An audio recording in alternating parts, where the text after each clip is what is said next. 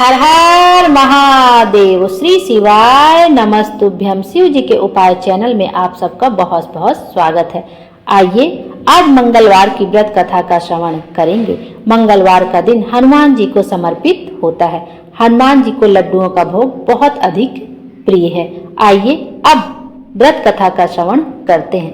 एक समय की बात है, एक ब्राह्मण दंपत्ति की कोई संतान नहीं थी, जिस कारण वह बहुत दुखी रहते थे। एक समय ब्राह्मण वन में हनुमान जी की पूजा के लिए गए। वहां उन्होंने पूजा के साथ महावीर जी से एक पुत्र की कामना की। घर पर उसकी स्त्री भी पुत्र की प्राप्ति के लिए मंगलवार का व्रत किया करती थी। वह मंगलवार के दिन व्रत के अंत में हनुमान जी को भोग लगाकर ही भोजन करती थी। एक बार व्रत के दिन ब्राह्मणी न भोजन बना पाई और न ही हनुमान जी को भोग लगा सकी। उसने प्रण किया कि वह अगले मंगलवार को हनुमान जी को भोग लगाकर ही भोजन करेगी। वह भूखी प्यासी 6 दिन तक इसी तरह पड़ी रही। मंगलवार के दिन पूजा अर्चना करने के बाद वह बेहोश हो गई। हनुमान जी उसकी निष्ठा और लगन को देखकर बहुत अधिक प्रसन्न हुए। उन्होंने आशीर्वाद स्वरूप ब्राह्मणी को एक पुत्र दिया और कहा कि यह तुम्हारी बहुत सेवा करेगा। बालक को पाकर ब्राह्मणी अति प्रसन्न हुई। उसने बालक का नाम मंगल रखा। कुछ समय उपरांत जब ब्राह्मण घर आया तो बालक को देख पूछा कि वह कौन है। पत्नी बोली कि मंगलवार व्रत से प्रसन्न होकर हनुमान जी ने उसे यह बालक दिया है। ब्राह्मण को अपनी पत्नी की बात पर विश्वास नहीं हुआ। एक दिन मौका देख ब्राह्मण ने बालक को कुएं में गिरा दिया। घर लौटने पर ब्राह्मणी ने पूछा कि मंगल कहाँ है। तभी पीछे से मंगल मुस्कुरा कर आ गया। उसे वापस देखकर ब्राह्मण आश्चर्यचकित रह गया। रात को हनुमान जी ने उसे सपने में दर्शन दिए और बताया कि यह पुत्र उसे उन्होंने ही दिया है।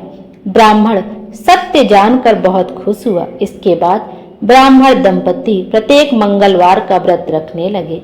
जो मनुष्य मंगलवार व्रत कथा को पढ़ता या सुनता है और नियम से व्रत रखता है, उसे हनुमान जी की कृपा से सब कष्ट दूर होकर सर्व सुख प्राप्त होता है और हनुमान जी की दया के प्राप्त बनते हैं। बोलो हनुमान जी महाराज की जय। आइए अब मंगलवार की दूसरी व्रत कथा का भी श्रवण करते हैं। एक बुढ़िया थी। वह मंगल देवता को अपना इष्ट देवता मानकर सदैव मंगलवार का व्रत रखती थी और मंगल देव का पूजन किया करती थी। उसका एक पुत्र था जो मंगलवार को उत्पन्न हुआ था। इस कारण उसको मंगलिया के नाम से बोला करती थी। एक दिन मंगल देवता उसकी श्रद्धा को देखने के लिए उसके घर साधु का रूप बनाकर आए और द्वार पर आवाज दी। बुढ़िया ने कहा, महाराज क्या आज्ञा है। साधु कहने लगा कि बहुत भूख लगी है, भोजन बनाना है। इसके लिए तू थोड़ी सी पृथ्वी दे तो तेरा पुण्य होगा। यह सुन बुढ़िया ने कहा, महाराज आज मंगलवार की व्रती हूँ, इसलिए मैं चौका नहीं लगा सकती। कहो तो जल का छिड़काव कर दूं, उस पर भोजन बना ले। साधु कहने लगा कि मैं गोबर से लिपे चौके पर ही खाना बनाता हूँ।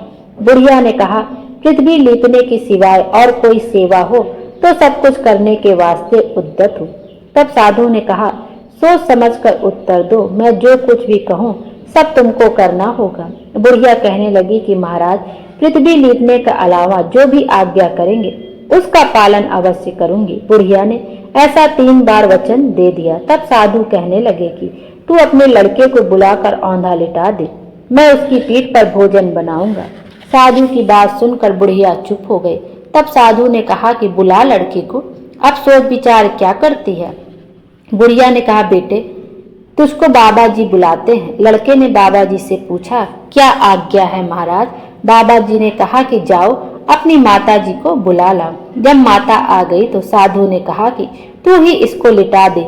बुढ़िया ने मंगल देवता का स्मरण करते हुए लड़के को औंधा लिटा दिया और पीठ पर अंगीठी रख दी। कहने लगी, महाराज अब जो कुछ आपको करना है कीजिए, मैं जाकर अपना काम करती हूँ। साधु ने लड़के की पीठ पर रखी अंगीठी में आग जलाई और उस पर भोजन बनाया। जब भोजन बन चुका तो साधु ने बुढ़िया से कहा कि अब अपने लड़कों को बुलाओ, वह भी आकर भोग ले जाए। बुढ़िया कहने लगी कि यह कैसे आश्चर्य की बात है, उसकी पीठ पर आपने आग जलाई और उसी को प्रसाद के लिए बुलाते हैं। क्या यह संभव है? अब भी आप उसको जीवित समझते हैं? आप कृपा करके उसका स्मरण भी मुझको ना कराइए और भोग लगाकर जहाँ जाना हो जाइए। साधु के अत्यंत आग्रह करने पर बुढ़िया ने जो ही मंगलिया कहकर आवाज लगाई, त्यों ही लड़का एक ओर से दौड़ता हुआ आ गया। साधु ने लड़के को प्रसाद दिया और कहा कि माई, तेरा व्रत सफल हो गया। तेरे हृदय में दया है और अपने इष्ट देव में अटल श्रद्धा है, इसके कारण तुझको कभी कोई कष्ट नहीं होगा। बोलो हनुमान जी महाराज की, मंगल देवता की जय। हनुमान जी महाराज हम सब की मनोकामना पूर्ण करें और हमारे जीवन को खुशियों से भर दें। Thank you.